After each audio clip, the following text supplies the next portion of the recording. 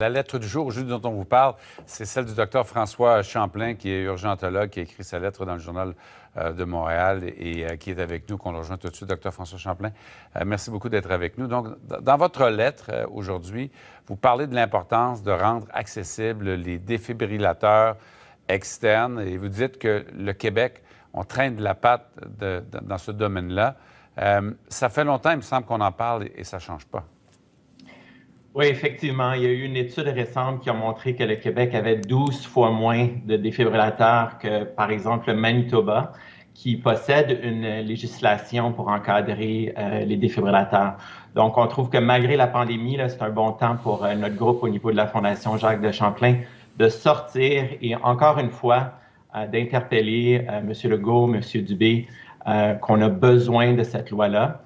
D'ailleurs, l'Ontario, en pleine pandémie, en juin dernier, a passé une législation, donc a adopté une législation pour les défibrillateurs, donc qui soient présents dans des endroits publics et qui soient enregistrés donc dans une base de données qui est accessible aux gens des centrales de 911, en fait, les répondants médicaux d'urgence. Et votre père, vous-même, est décédé, il faisait du vélo. Dans son cas, lui, un défibrillateur aurait pu faire la différence? Oui, lui était dans les cantons de l'Est. C'est sûr que dès qu'on s'éloigne des grands centres, les ambulances prennent beaucoup plus de temps. Donc, même à Montréal, 8 minutes, c'est trop long.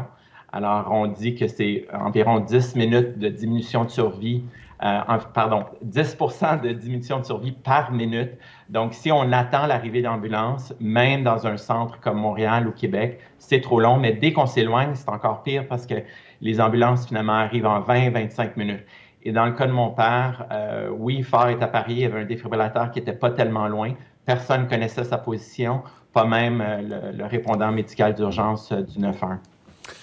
Monsieur de Champlain, docteur, merci beaucoup de nous avoir parlé. Votre lettre, dans le cadre justement des lettres qui sont diffusées chaque semaine dans le Journal de Montréal, est très éloquente. Merci d'avoir participé à notre émission aujourd'hui. J'encourage aussi les gens à signer la pétition qu'on peut trouver sur nos médias sociaux, Loi DA Québec. Merci.